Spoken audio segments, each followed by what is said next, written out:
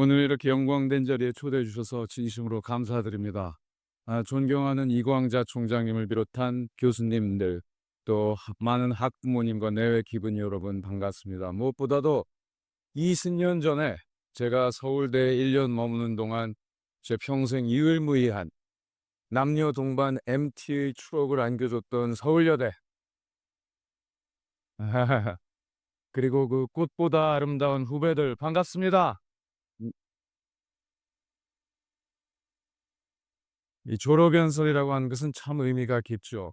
정말 큰 영광으로 생각합니다. 이 제안을 받고 정확히 18년 전에 제 대학 졸업식을 떠올렸습니다. 당시에는 이 미국 최초의 흑인 합참의장이었던 콜린 파웰이 와서 축사를 했습니다.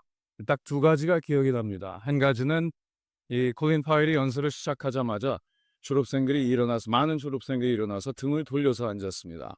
그때 이 동성애자의 군입대 금지에 대한 열띤 논쟁이 있었는데 이걸 지지하던 파웰 의장에 대해서 학생들이 거부감을 표시했던 거예요. 아마 이 자리에도 정치인인 제게 거부감을 느끼시는 분들이 없지 않으리라 생각이 됩니다. 어떤 분이 그러시더군요. 이 대부분 졸업생들이 싱글이라 공감을 못 하시겠지만 국회의원과 남편의 공통점이 뭔지 아느냐? 내가 골랐지만 참 싫은 두 사람이 국회의원과 남편이랍니다. 그렇게 이 당선과 동시에 비호감 종결자로 전락하는 국회의원이 왔는데 등을 돌려주지 않고 이렇게 들어주시니 저는 진심으로 감사드릴 뿐입니다. 두 번째로 기억나는 것은 이 파웰의 연설 중에서 단 한 구절도 기억에 남아있지 않다는 거죠. 여러분 아마 졸업에 대한 설렘, 두려움, 그리고 끝나고 부모님들과 친구들과의 뒤풀이 생각, 여러 가지 많은 생각이 아마 아무 말도 들리지 않으실 거예요. 그래서 연설하는 사람 입장에서는 편합니다. 원래 국회의원과 파리의 공통점이 이 신문에 맞아듣기 쉬운 거거든요. 그만큼 말을 조심해야 되는데 제가 무슨 말을 해도 여러분이 훗날 전혀 기억 못 하실 것이라고 저는 확신하기 때문에 편하게 이야기하겠습니다. 그럼에도 불구하고 여러분께 무슨 말을 해드릴지에 대해서 밤새 고민을 했습니다. 이미 꿈과 도전을 하라라는 꿈을 가지고 도전을 하라라는 축사는 수도 없이 들으셨을 테고, 그러나 오늘부로 지난 1000년을 통틀어서 가장 격동적인 변화의 시점에 자의반 타의반으로 내던져지는 여러분들입니다. 이런 분들께 무슨 이야기를 해야 하나? 저는 오늘 딱 한 가지만 묻고 싶습니다. 여러분은 실패를 할 준비가 되어 있는지, 처참하게 무너질 준비가 되어 있습니까? 졸업 연설이 좀 이상하게 간다 이렇게 생각하는 분들 계실지 모르지만 아마 우리 총장님께서는 분명 어딘가 반전이 있을 거야라고 이제 안심하시리라 생각이 됩니다. 여러분 형형색색의 꿈을 품고 이 자리에 앉아 있을 것으로 확신합니다. 그러나 입학식 때 장밋빛 길이었다면 이제 여러분 앞에 놓여 있는 건 가시밭 길이죠. 그렇죠? 여러분이 확고한 비전을 만약 가졌다면 이제 다음 순서는 아주 위험한 그런 도전입니다. 이 도전에는 그러나 모든 의미 있는 도전에는 분명 처참히 무너지는 실패의 경험이 뒤따르게 되어 있습니다. 이것은 아무리 운이 좋고 실력 있는 사람도 절대 피해갈 수 없는 필연적인 과정입니다. 그리고 실패는 어떻게 포장해도 절대 낭만적인 컨셉이 아닙니다. 여러분의 자아가 찢겨지고 세상이 무너지고 자칫하면 포기하는 그 순간까지 반복되는 고통일 수도 있습니다. 이런 실패를 어떻게 준비합니까? 실패를 준비한다는 게 무슨 의미입니까? 첫째로 실패에 대한 두려움, 불확실한 내일에 대한 공포를 극복하는 길입니다. 모든 인간은 실패를 두려워하고 실패를 용인하지 못합니다. 이건 태초에 아담과 이브 때부터 그랬습니다. 선악과를 먹지 않으면 만물 영장으로 만들어주겠다는 하나님과의 약속에 실패한 인간들이 이것을 끝까지 인정하지 못하고 여자 탓, 뱀 탓으로 돌릴 때부터의 DNA입니다.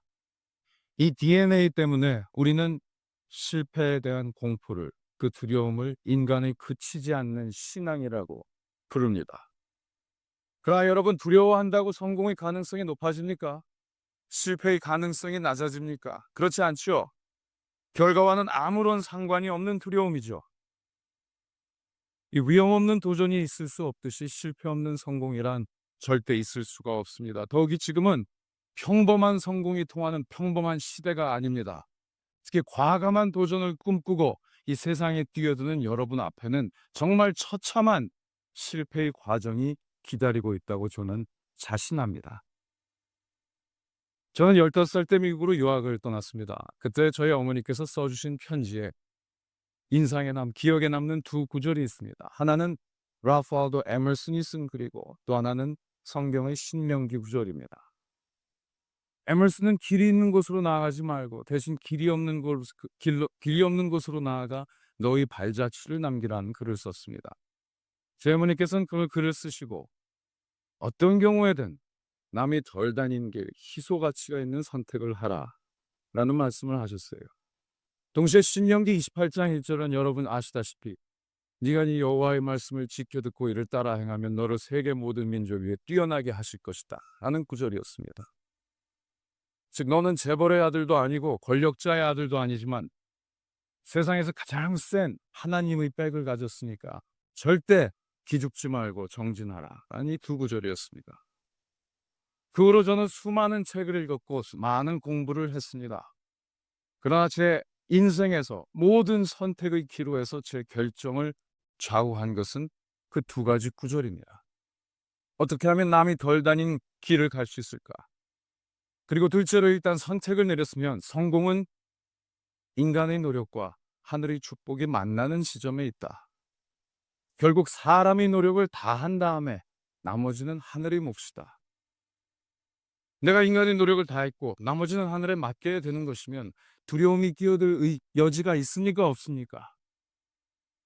제가 2번의 사업 실패를 겪어도 3번째 기업 인수에 도전했고 뼈아픈 공천 탈락을 겪어도 정계 입문의 꿈을 접지 않은 것은 인간의 노력이 부족했다라는 자각, 그리고 나머지는 하늘에 맡겨야 된다라는 게 신념 때문이었습니다. 여러분, 이처럼 만약 실패에 대한 공포를 극복할 수 있다면 둘째로 실패할 준비가 되어 있는가라는 의미는 아무리 실패를 거듭해도 여러분이 애초에 지금 세워놓은 비전에 끊임없이 재도전할 수 있느냐라는 질문입니다. 여러분, 실패는 중도에 포기하는 것만 의미하는 게 아닙니다. 옛 이야기 중에서 무작정 활을 쏘고 이 화살이 꽂힌 곳에 따라서 표적을 그리는 이 한 소녀의 이야기가 나옵니다. 즉 현실적 조건, 열악한 환경의 미명하에 끊임없이 자신의 목표를 수정하고 낮추고 쉽게 만들어가면서 달성하는 인간의 습성, 자기 합리화의 버릇을 의미하는 것이죠. 모든 이들이 여러분을 포함해서 100%의 목표에 도전을 합니다. 그러나 여러분 이번에 실패하면 다음 목표는 대부분 90%로 잡습니다. 또 실패하면 80, 70, 60, 50. 어느 날 여러분이 일어나서 거울을 바라보면 지금 여러분이 꿈꾸던 인간과 전혀 환희한 한 사람이 앞에 서 있습니다. 대부분의 인생이 그렇게 막을 내립니다. 여러분, 사명은 시작과 끝이 같아야 됩니다. 여러분 지금 완전한 사명을 세우고 절반을 달성하려면 차라리 절반의 사명을 세우고 완전히 달성하는 것이 옳습니다. 저도 2001년도에 사업에 크게 실패했습니다.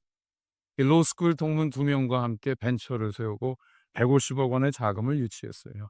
이 돈을 6개월 만에 깨끗이 다 썼습니다. 그리고 도산했습니다. 그때 아내와 큰딸 함께 캘리포니아에서 살고 있었는데 월세 낼 돈이 없었어요. 전 세계를 돌아다니며 공부를 하고 경력을 쌓았는데 결국 귀국해서 아버지 댁 공감방에 신세를 질 수밖에 없었습니다.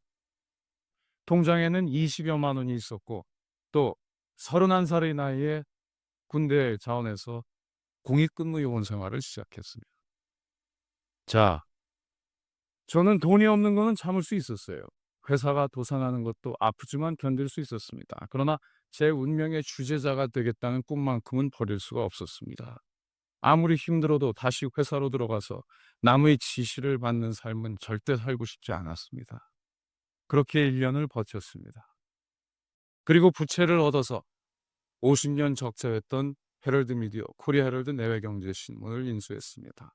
그리고 2년 반 만에 하늘의 도움으로 흑자 전환에 성공할 수가 있었죠. 여러분, 목표를 이리저리 고치면서 낮아진, 쉬워진 목표 달성에 만족하는 것은 정말 멋진 실패보다 못한 추한 성공에 불과합니다. 아무리 멍들고 까지더라도 다시 일어나서 자기 합리화와 변칙적 달성 없이 애초에 세운 비전에 죽는 순간까지 끊임없이 재도전할 수 있느냐.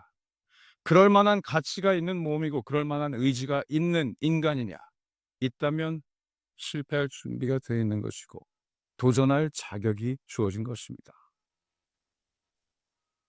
사랑하는 서울여대 졸업생 여러분, 말씀드렸다시피 여러분은 인류 역사상 가장 역동적인 변화의 장에 내던져진 사람들입니다.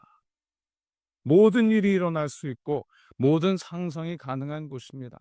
그리고 여러분 고유의 삶을 디자인할 수 있는 세상에 왔습니다. 그러나 여러분이 앞으로 이런 과감한 도전을 하면서 수도 없이 현실과 이상의 괴리 앞에서 좌절을 경험할 거예요. 저도 수도 없이 경험합니다. 그러나 여러분이 그 같은 실패의 벽 앞에서 울고 있을 때 누군가는 반드시 그 벽을 타고 오릅니다. 누군가는 반드시 그 벽 위에 꼭대기에 서 있습니다. 실패 없는 삶이라고 하는 건 성공 없는 삶을 의미합니다. 타인과 환경에 이끌려가는 휘둘리는 고만고만한 인생을 의미합니다. 나는 여러분 스스로 자문했으면 좋겠습니다. 평생을 떨면서 양으로 살 것이냐, 하루를 살아도 사자로 살 것이냐. 위험하지 않은 꿈은 꿔야 될 가치가 없어요. 이제 여러분에게, 젊은 여러분에게 모험은 선택이 아니라 의무입니다. 그리고 실패는 성공을 위해 반드시 겪어야 하는 피해갈 수 없는 필연입니다. 여러분, 인간이 노력을 다할 뿐이기에 나머지는 하늘의 몫이기에 두렵지 않다라는 신념, 그리고 아무리 실패해도 끝까지 재도전하겠다는 의지, 이 두 가지로 실패를 준비하고 한판 제대로 붙는 성공을 뛰어넘어 위대한 인생을 살아야 합니다. 그렇게 한 구석을, 세상의 한 구석을 밝히는 사람들이 되길 바랍니다. 여러분, 오늘 제게 주어진 연설 시간이 30분인데 제가 그 시간 다 쓰면 나쁜 사람이죠. 그래서 여러분에게 마지막으로 당부하고 싶은 말씀이 있습니다. 여러분, 살아 숨쉬는 모든 시간에 깨어 있으세요. 그리고 죽는 날까지 사랑하십시오. 그리고 절대, 절대, 절대 포기하지 마십시오. 알겠습니까? 감사합니다. 축하합니다.